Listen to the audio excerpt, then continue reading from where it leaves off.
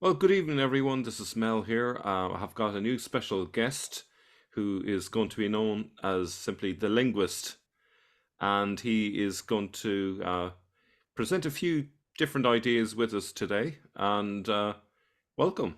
Thank you for the opportunity. So we're going to talk about, among other things, Hagar's well in the Hijaz. Yeah, so this is an interesting idea. Obviously, Islam considers Hagar's well to be down in Mecca. So Mhm. tell us what made you come to the idea that Hagar's well might be in the Hijaz or not. We have a previous scripture that talks about where this well is supposed to be, which we'll see in a second.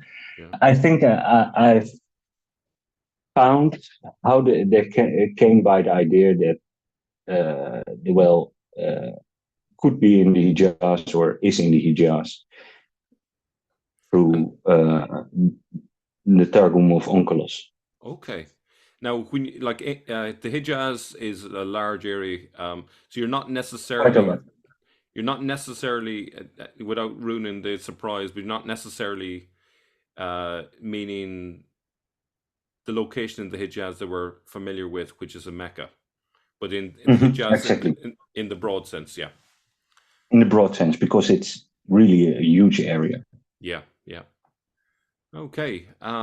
So we've heard of Onkelos, the Targum of Mm-hmm. Onkelos before. I was dealing with the Targum of Pseudo Jonathan. Um, Mm-hmm. can you tell us a little bit more about this Targum and its significance? Maybe even in terms of the dating of it, if you, things like that. Sure. Yeah. Yeah.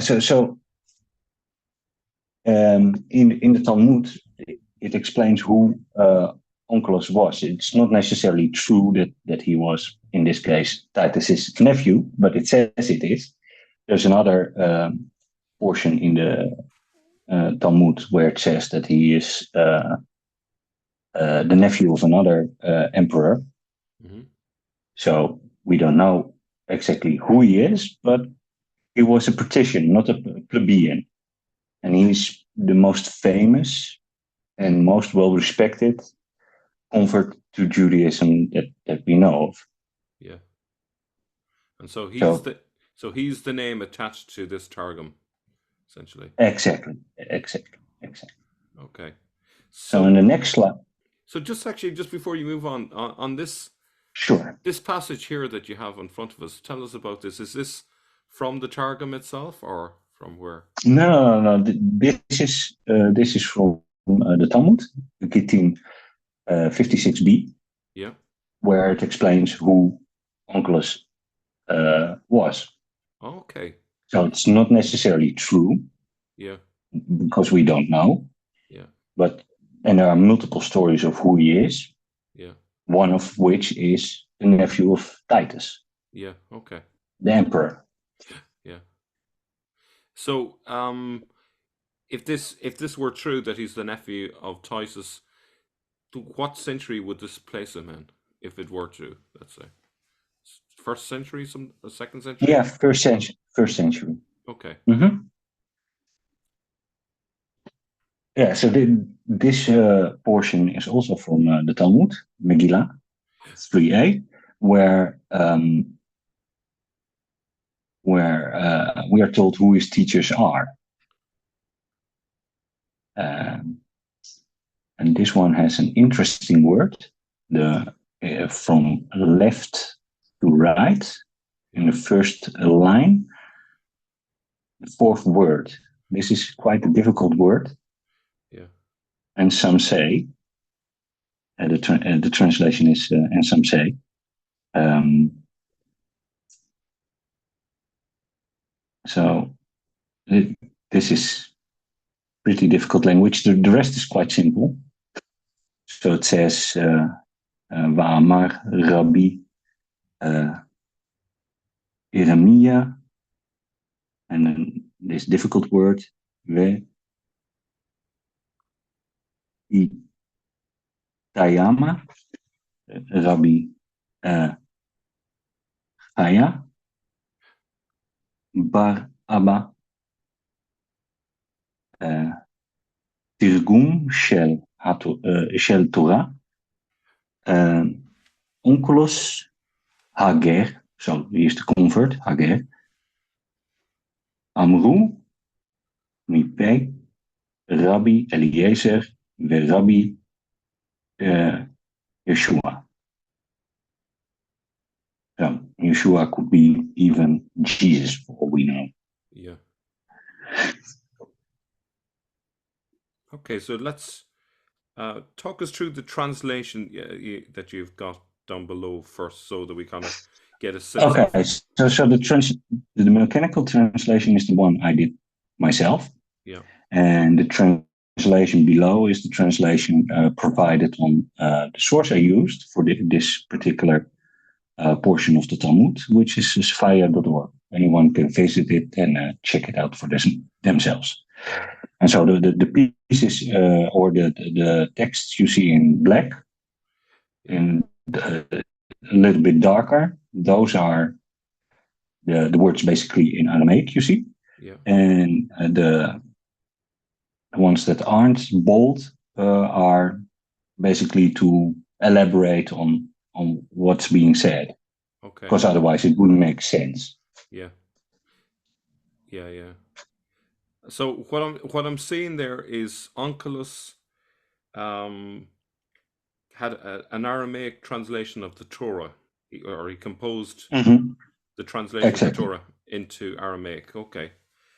Based on the teachings of Rabbi Eliezer, who I think was a really important rabbi in the, I think it was the 1st century, if I'm not mistaken. He's a first century rabbi. Yeah, so we're talking about a very important document here, in terms of the Jewish understanding of the Torah, essentially. Now, with this Targum would not only be a translation of the Torah itself. It's the interpretation as well as the scripture. It's only a translation. Oh, okay. Yeah. It's only a translation. Yeah. Pseudo Jonathan has elaborations in it. Okay. And explanations, but this Targum is just a translation. Is there anything more you want to point out on here? Particularly that words that you pointed out, that was a difficult one, that is translated as said. Is that right? As some say. Yeah. Yeah. That one was really hard to get the correct translation for it. Yeah. I wonder, could it be that this is a coded word? Because I know that is something that they did with the Talmud. They sometimes put like hidden meanings in words. Is it anything like that, or is it just an unusual word? It's a little bit of an unusual word. Actual root for it, but the rest of it is quite straightforward. Yeah. So what they're basically saying here is that they heard it being said that those are the teachers of the convert. Yeah. Okay. So on the next slide. On the next slide, we see that basically the emperor tried to get him back. Yeah. Wasn't happy that he converted, and he had such a understanding of Judaism that he was able to convert the troops that were sent after him. So they tried 3 times and gave up. Tells something about his character, I think. Yeah. Not that this again is necessarily that this actually happened, but maybe it did. Yeah. We don't know. Okay, so let's take a look at the underneath. Oh yeah, go ahead. Sure. And here we see an interesting word for troops, gunda. which is basically where the Arabic word comes from. It's a Persian word. Bunda. In origin, yeah. It's loaned through Aramaic, and then it went into Arabic. Yeah. Now I noticed the word Shekinah is in there. It is. So, and it's related to the reading of the verses. So is this suggesting that from reading the verses, Yeah, so the Spirit of the Lord was basically upon him. Yeah. That is what it says. That's the idea, okay. That's the idea. Okay.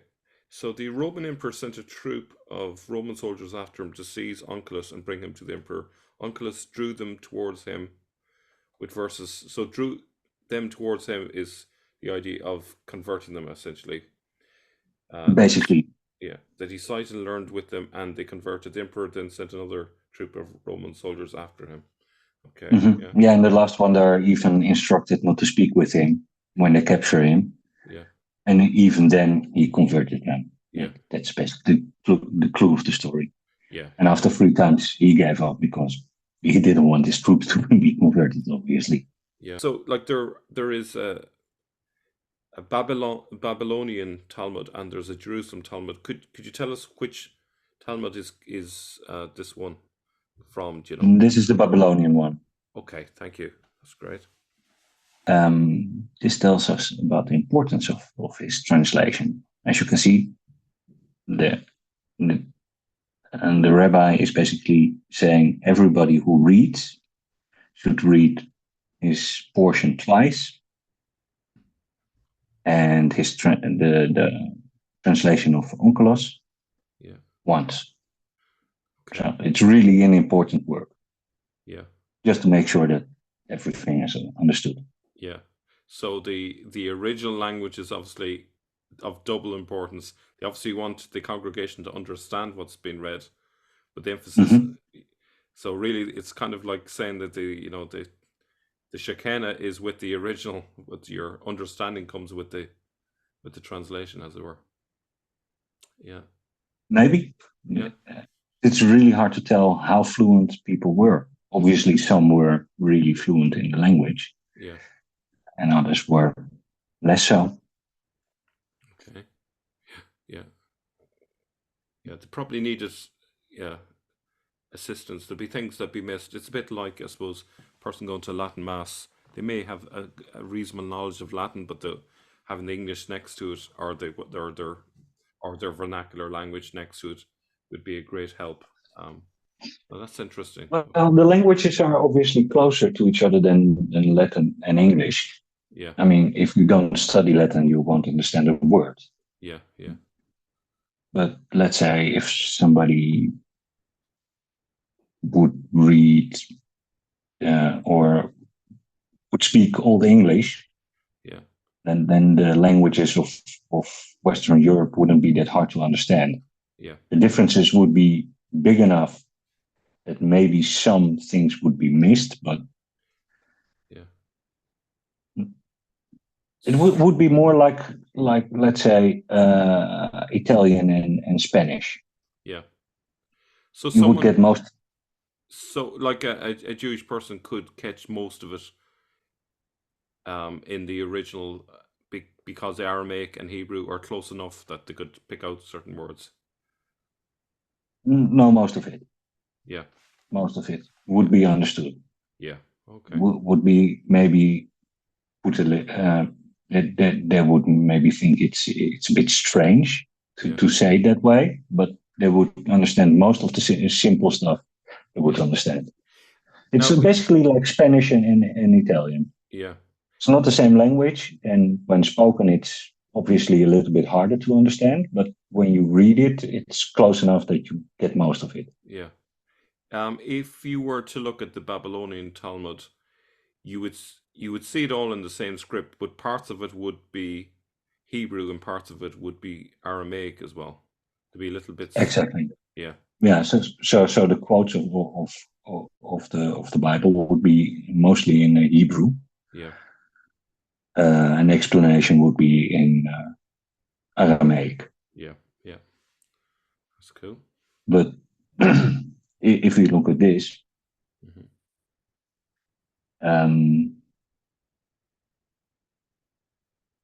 it would be understood by both. This text isn't even long enough to distinguish if it's Hebrew or Aramaic. Right. Okay. For sure. Yeah. In this case, this is a short piece in Hebrew, but it could have been Aramaic as well. So we see the definite article in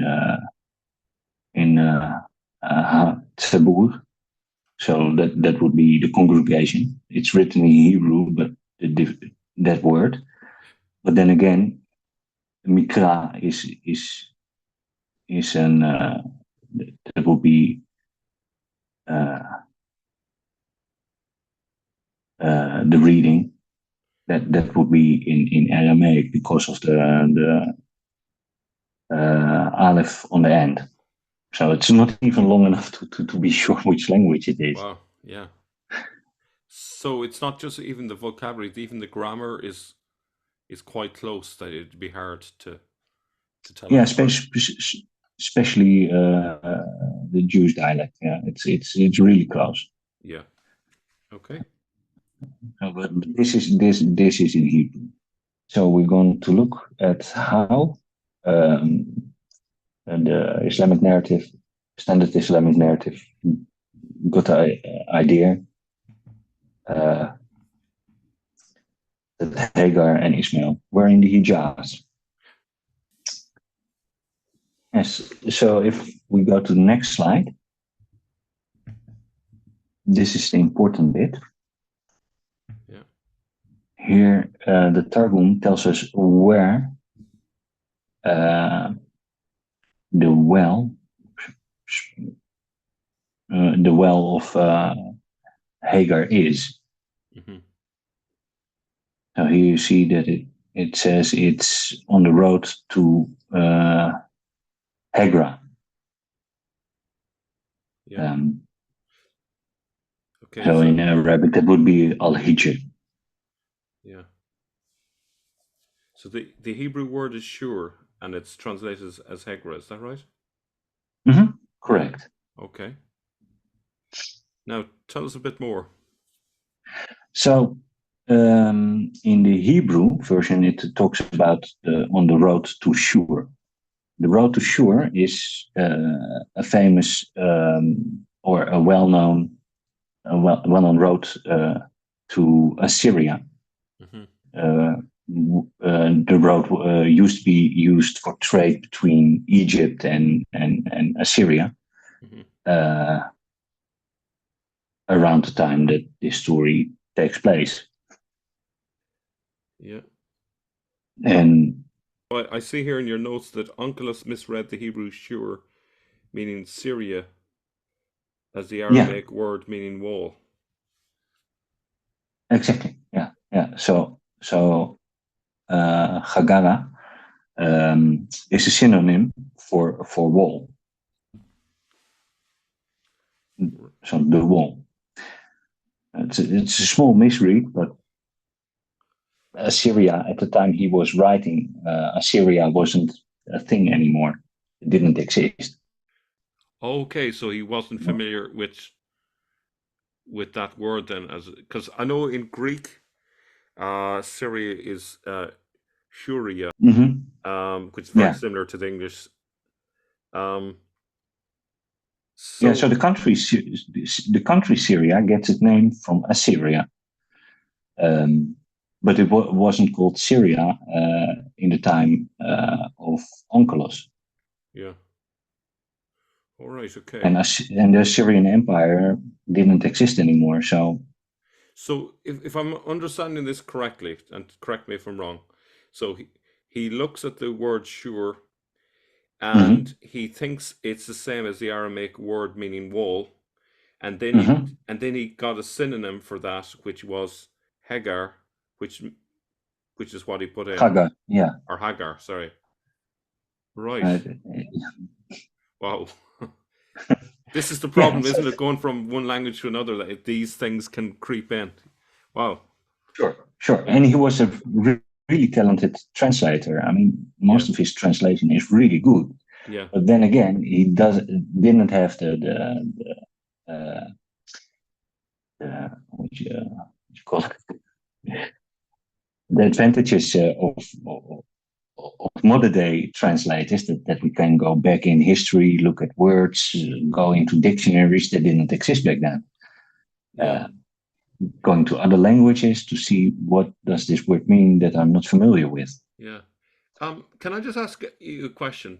The road from Assyria to Egypt, does that pass Mm-hmm. near Beersheba? It goes through Beersheba. So essentially, what we're so when it talks about the an angel of Adonai found her by a spring of water in the desert at the spring on the road to Assyria. It could have been Mm-hmm. literally just down the road from Beersheba. It could be literally somewhere like that. Sure. And Beersheba means literally seven wells. So Yeah, those wells are not next one to each other; they are spread out. yeah, yeah, yeah. And then Wow. that, so, So so so so it sounds like we can have multiple misunderstandings compounding each other to make a mountain out of a molehill, or completely get things wrong to the point where you have Hagar way down in the middle of the Hijaz somewhere. or yeah, somewhere in the Hijaz, where they tell us where this well and the living angel appeared. And there we see that it appeared between Rechem and Hagra. So that puts it firmly into the Hijaz. And in the Hebrew, it says Kadesh. That's the place where Moses sent his spies from.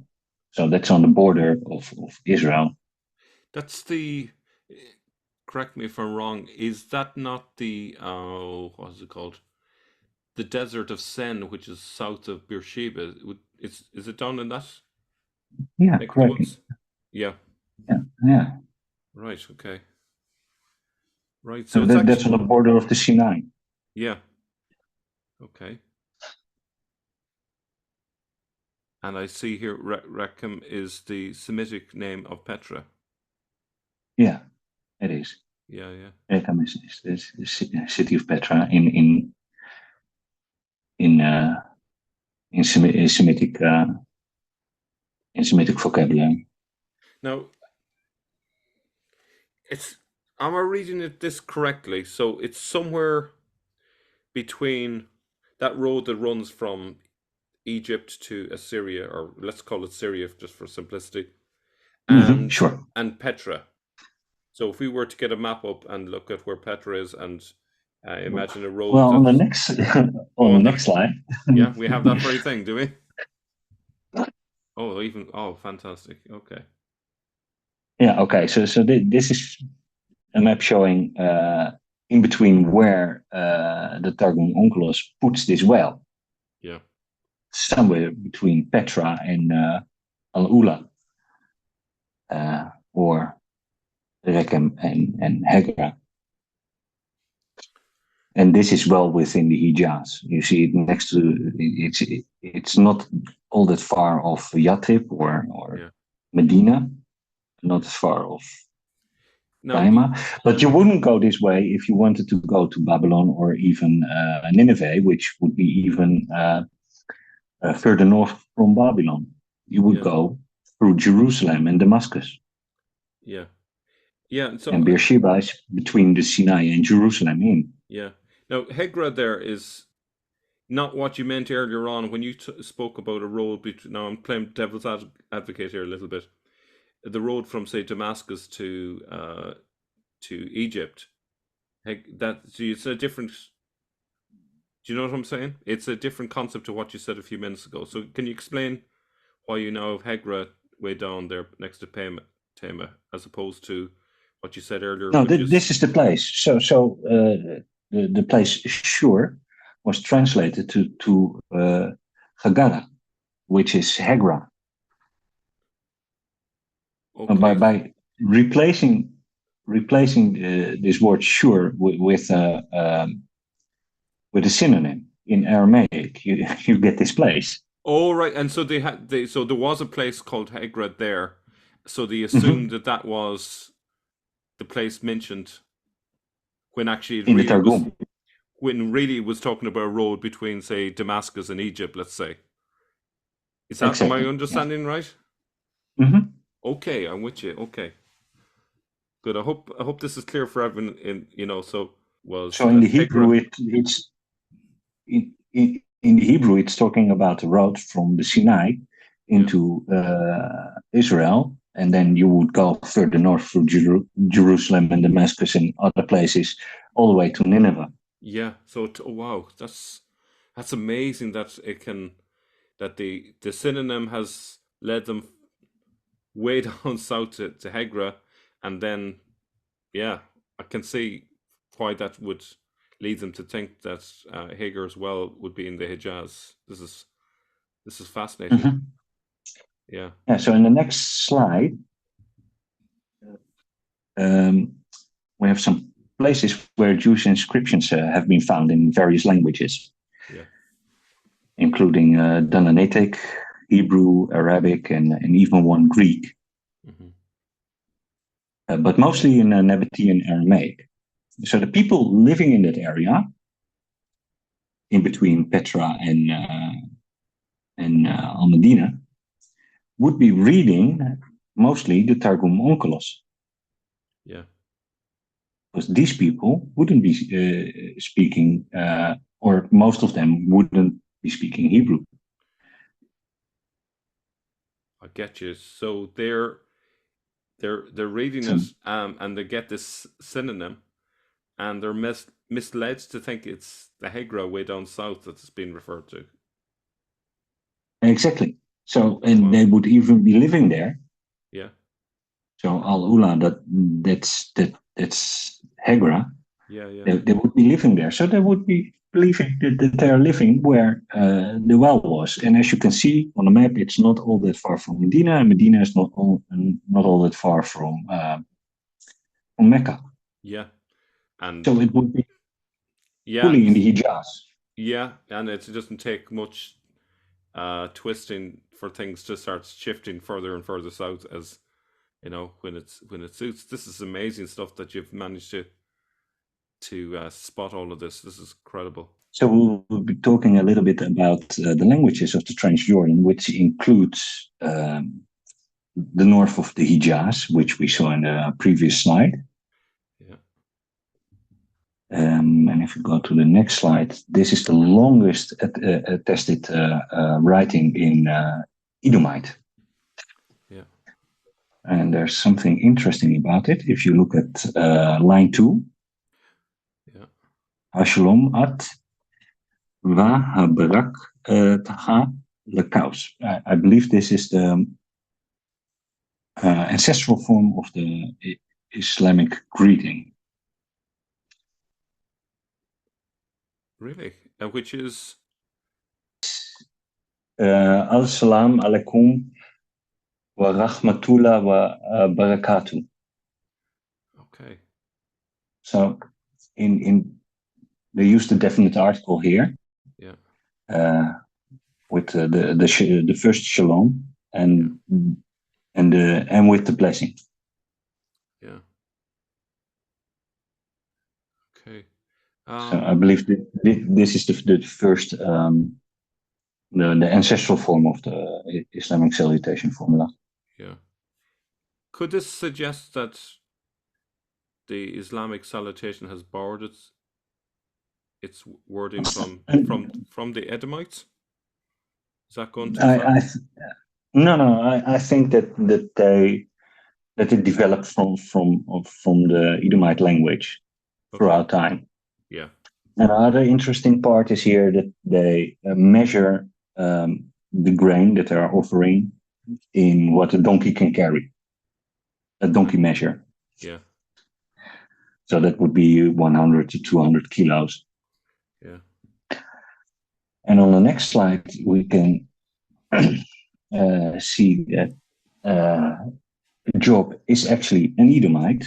And here we see 5 words that are certainly borrowed from ancient North Arabian. There are others, but there it isn't clear in which direction the words were borrowed. These are for sure borrowed from ancient North Arabian languages. And into Hebrew, correct? Into Hebrew, so Okay. correct. So the first word, gvina, is the modern Hebrew word for cheese, which is from Arabic Jewin. Okay.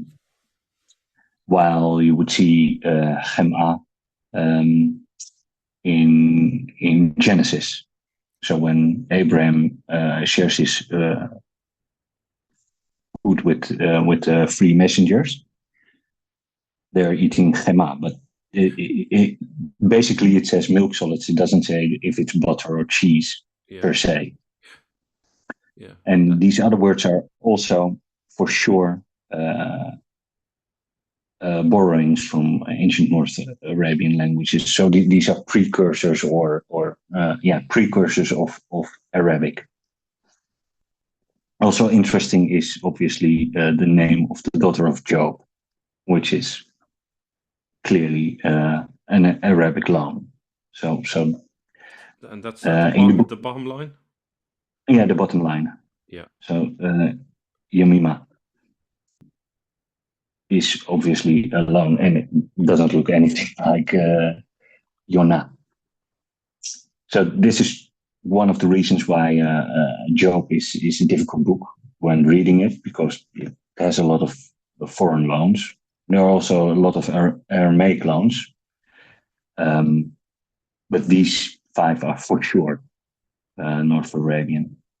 So that's interesting. So we're seeing here a very unusual example of Arab influence on Judaism. It's usually the other way around, but actually here's an example of the Arab into Judaism. Does that indicate a closer interaction than maybe we formerly might have thought? We normally kind of separate them into 2 camps, but maybe. Well, the thing is, general Arab identity didn't exist back then. Yeah. The Edomites themselves, as per the previous slide, were speaking a Canaanite language. They got later infiltrated by other tribes. Yeah. Among them were tribes speaking ancient North Arabian languages. Yeah. So this sort of dates the text of Job to the point where Edomite wasn't the dominant language in the area anymore. Right. Okay. It's like and even his name, Ayub, is an Arab name. Really? Wow. This is a bombshell for me. I didn't realize that. Okay. So there were Arab prophets for sure, because Job is considered a prophet. He was an Arab. Yeah. Even though they call him an Edomite. Yeah. So I'm thinking of the implications of all of this. So considering this, if someone were forming a sect in the 7th century and trying to enlist Arabs, it'd be very easy to make a case of a Jewish Arab common heritage because of all of these interconnections over the centuries. Sure. The story about Edom and Jacob being brothers, works in their favor. Plus, an Edomite or an Arab having the same religion as them and even being in the books Yeah. Also helps a lot, obviously. Yeah. Now, just in terms of the story of Edom and Jacob, it's been a while. Uh, am I right in remembering that Jacob kind of cheated for the inheritance? No, no, he didn't cheat. Was there not He something bought about it. what's that? He bought it. He bought his the rights of the firstborn were bought for a cup of lentils, Oh, right, okay, lentil right, soup. So right, it okay. was a trade. Oh, right, okay. I thought there was some. I thought there was something to do with. I'll have to look it up again because it's been a while since I've looked Yeah. at it. So his father wasn't aware of this trade. Yeah. Um, so in this story, his father wasn't aware of the trade, so he had to. Well, he didn't tell his father about this particular trade he made, but the book tells us that this trade was made. And we will come back to the trade for lentil soup in a bit. Okay. All right.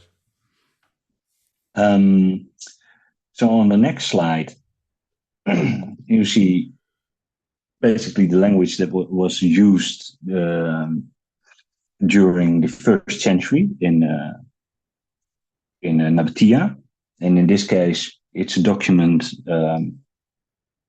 or a deed title the Bar Kokhba era. Um, and this one is famous of a Jewish woman, Abatha. Um, and in these documents, there are multiple, again, Arabic loans in the Aramaic. So you see that Nabatean Aramaic is taking form and becoming its own language and not the box standard imperial Aramaic of before. So it's getting imbued with Arabic essentially. Is that right? Yeah, it's getting more and more Arabic influences. In this case, the translation for the first word, Hagura. Um, One of the possibilities is room, another is cellar, because it's also talking about houses and courtyards and gardens. Um, and it's the same root for the Hebrew word for belt. Mm-hmm. Um, and this is a typical Arabic word, so it's for sure a loan. Yeah. But the thing is, we don't know because we don't have enough attestations of this particular word, what it meant at the time in the ancient North Arabian context. Exactly. Yeah. So it could be a room, it could be a cellar, it could be even a sort of fence around these parcels it's Yeah. talking about. That's interesting. We're Yeah. not sure, but Yeah. That. So that word is. Can you pronounce it again? Is it? Is it? I would have thought you pronounced it. Hagu, Say it again. so it's Hugura. Ogula. Okay. Yeah. Hugura. Yeah. Okay. It doesn't Yeah. doesn't sound anything that And any other word I'm familiar with. So yeah. No. no, it doesn't. No. But in Arabic you would pronounce it totally different. So the second letter, the gimel in Arabic would be a j sound. So it would Yeah. be hujura, Yeah. hujura. But actually, in Egypt, they would still pronounce it they would pronounce it with the G. Like for example, The g sound, yeah. the G sound. So yeah, So yeah, that's cool. Okay, we'll go on to the next slide. On this slide, we are looking at one of the reasons that Esau was called Edom. Um, and that's why the country and the people are named after him. And in this case, it's the story about him asking for a bowl or some red stuff. This red stuff is probably a red lentil soup. Yeah. And the way he asks it is at a really high register of language. So this is how ministers or kings or whatever would speak, and not how some bum off the street or somebody who isn't educated would speak. Yes. And here comes here comes the interesting bit. So he asks Jacob if he could let me swallow, I pray thee, from the red stuff. Yeah. For exhausted am I. Therefore, he was named Edom, because he wanted the red stuff. So the Edom is a play on the word for red. Am I Correct. So Edom means red. Yeah. It's the same root. But he asks, let me swallow. Yeah. This is not how somebody who speaks in a high register would ask it. Yeah. And if you look at the Hebrew, the first letter, which is a hey, left from right to left, has a dash underneath it, which is called a petach. Yeah. And as you can see in the Hebrew reading of this word, it's a conjugation, which puts it into a passive causative case. And normally you would put a dot underneath the H instead of a dash. So the dash makes it sound like an A sound. It makes an A sound. So it's hal instead of hil. Okay. And if you separate out these words, you get something like in Arabic, alatini, which means can you give me? Oh, I get you. So actually, when you read it with an Arabic point of view, you can actually make more sense of it. Yeah, it makes more sense. Yeah. Because if you are speaking in a high register, you would never say, let me swallow. You would say, can you give me? So he's, especially because of the particle, I pray thee, na, is at a high register. Yeah. So you wouldn't say, let me swallow. You would say something like, can you give me? So he's asking a yes or no question. If you read it, if you read this word, let me swallow, in Arabic, it would say, can you give me? Yeah. And it wouldn't say, let me swallow. Yeah.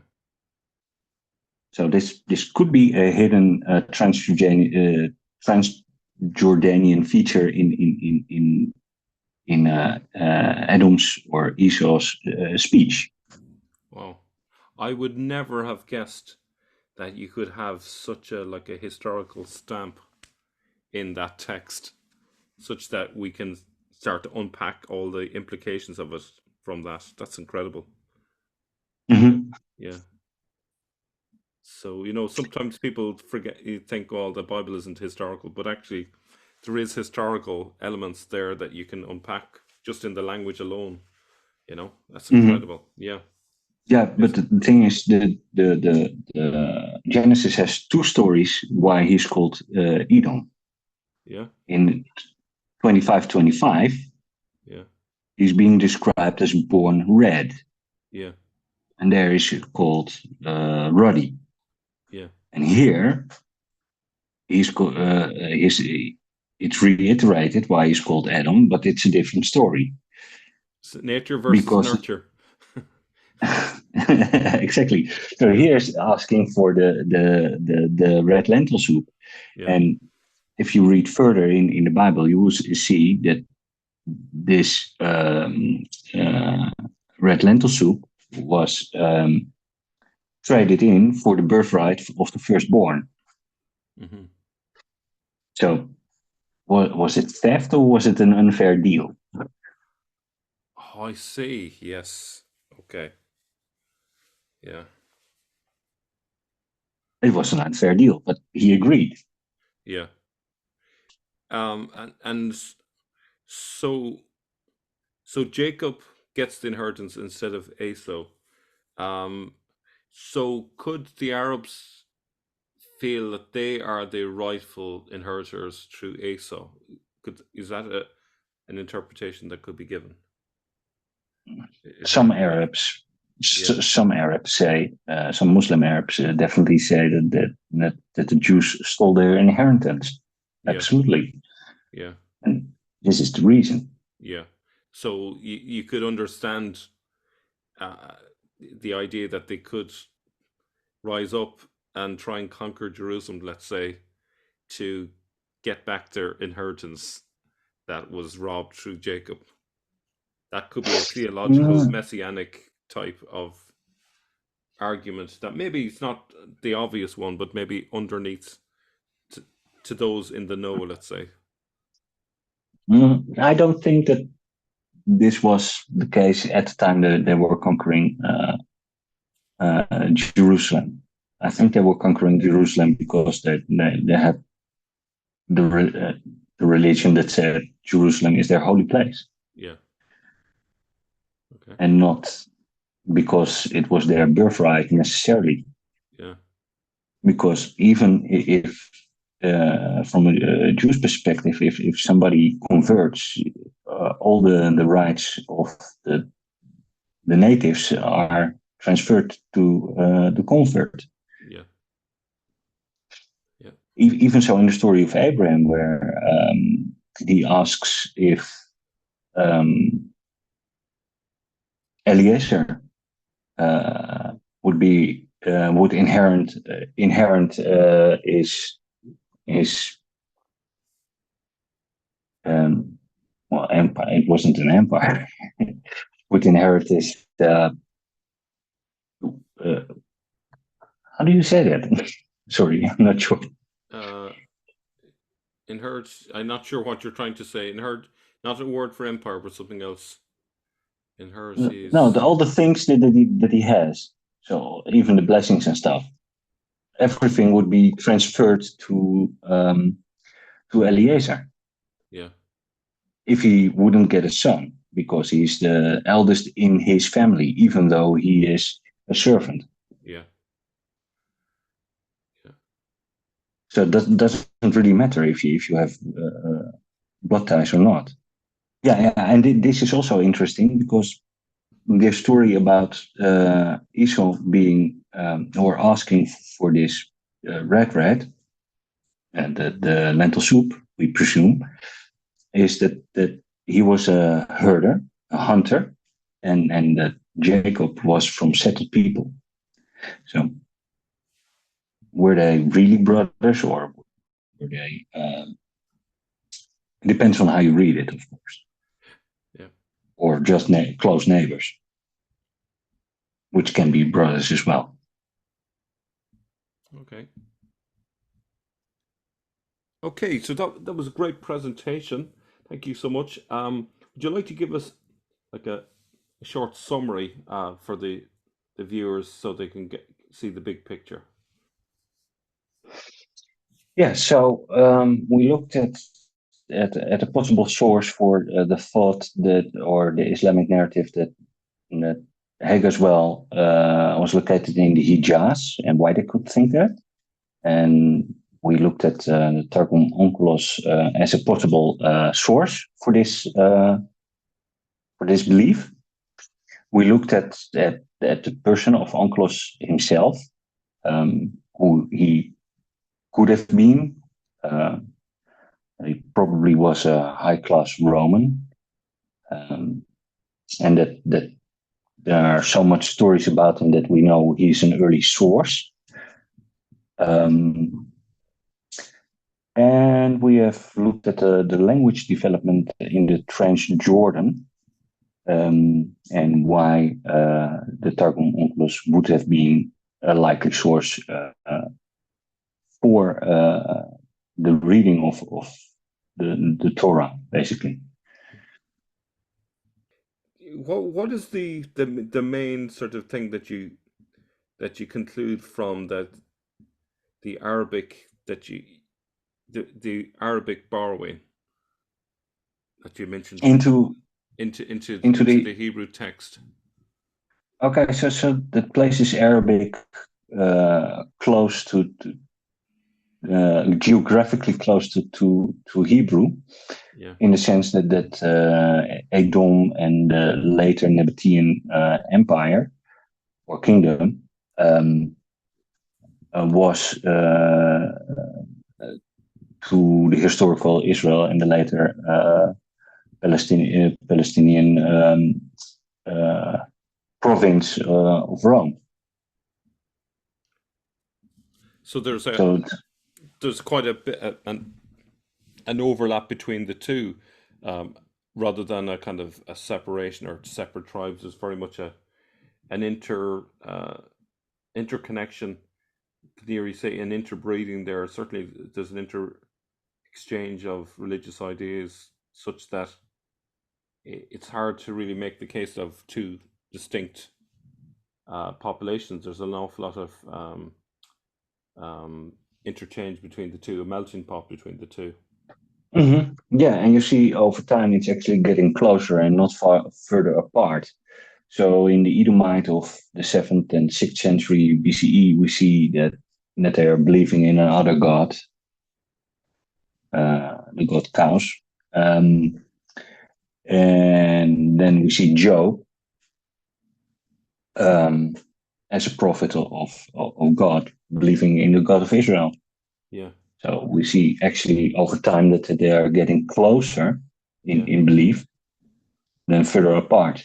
yeah, What also is interesting to note is that even though the early Edomites believed in another god and they had theophoric names, including cows, that were a couple of priests of the Temple of Jerusalem that had names, including theophoric names, which included the god cows. the god And what? that's The god cows? cows, yeah. What does I'm not familiar with the term cows. Are you saying the English word COWS, or is it a different word? Mm, no. It's a different word. So cows is the name of the Edomite god, and a theophoric name is a name which includes the name of the deity, like Jeremiah.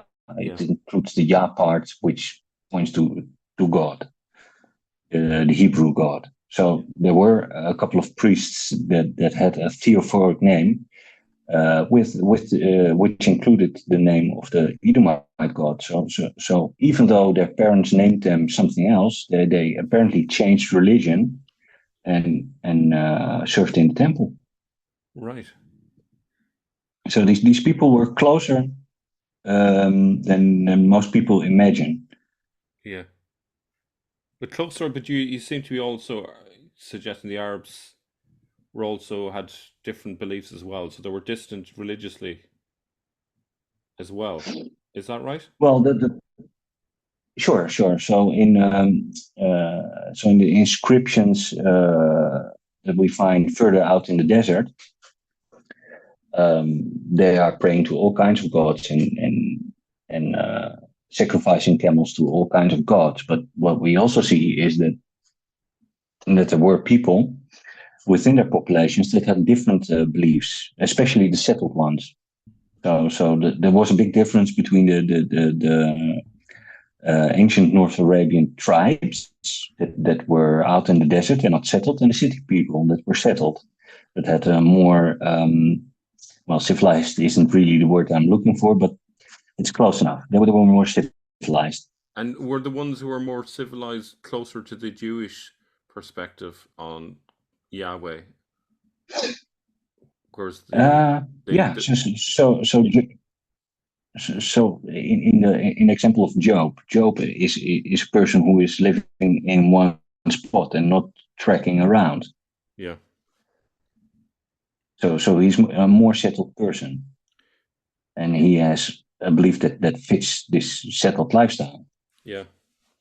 Because it's interesting. The reason I'm asking that is I was just looking today. The word pagan had the connotation of it's connected with a Latin word which means essentially rustic or someone who's out in the country as opposed to living in the city. So it had that connotation. Mhm. So it's interesting that we're seeing something similar here, which is it's like the established religion is in the city, and then it's the other, the non-accepted one, which is out in the country. The bit of the crazy religions out with the country pumpkins, as it were. Well, yes and no, because your religion needs to also serve your society. Yeah, So norms and values need to fit with settled society. Otherwise, it wouldn't work in settled society. That's why we are not seeing any major uh, um, Odinistic pagan cities in Norway, because it has no value to society. yeah, To die in battle is not going to happen for 99.9% of Norwegians, so they wouldn't be able to enter heaven, right? yeah, yeah, So it doesn't help their society. yeah, The religion is also a system that ties a society together yeah. and gives the society values, which, if it's a good religion, help the society further along. Yes, yeah. Okay. Right. So on that note, thank you very much for coming along and sharing that. I'm sure we're going to have you back. We have other videos planned. So thank you very much. Any final words? No, that's it. Thank you very much for inviting me and having me. Cheers. Thank you.